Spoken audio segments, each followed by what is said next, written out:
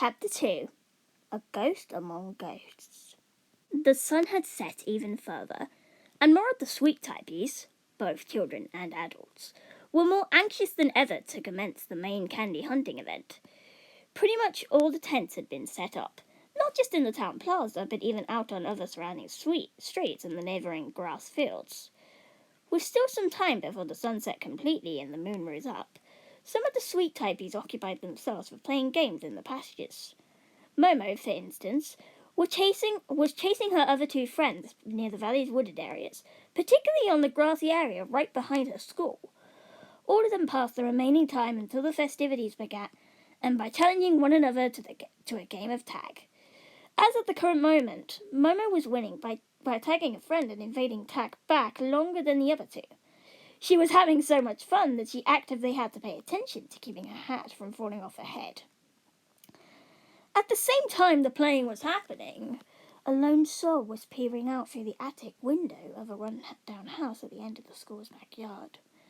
To be exact, this lone soul appeared rather ghostly, like a spirit, as the soul was indeed a ghost. Now, this ghost wasn't exactly like the ones that had attacked Momo's school before. While both had the same shape, the ones in the school were a solid white and rarely had limbs, while this lone one in the house was transparent with a tint of blue and had a pair of noodle arms. This ghost also had the distinction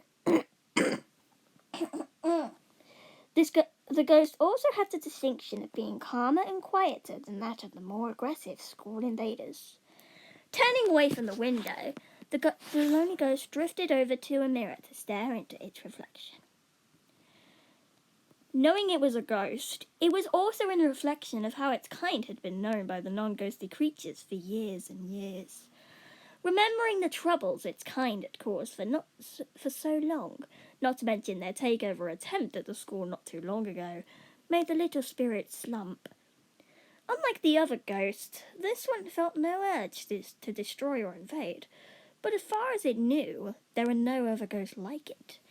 The damage had already been done as well, so who would see this ghost any other way? Turning its gaze to another corner of the attic, it happened upon a dusty painting from a long time ago.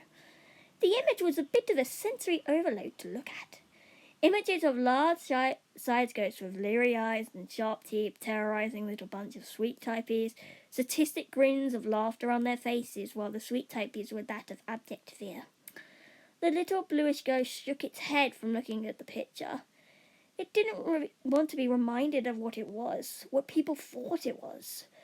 Without further thought, the ghost quickly covered the painting of the scary ghost with a small crayon drawing it made itself. One that depicted itself and a few sweet typies playing together in peace. The little ghost looked around. It knew that despite its friendliness, no one would be willing to stay with any ghost for longer than a few seconds. So it began scanning the attic's various piles of boxes filled with junk. During the harvest moon, people would go out dressed in costumes, like disguises, so the ghost figured it would wear a costume too. In no time at all, the rummaging began.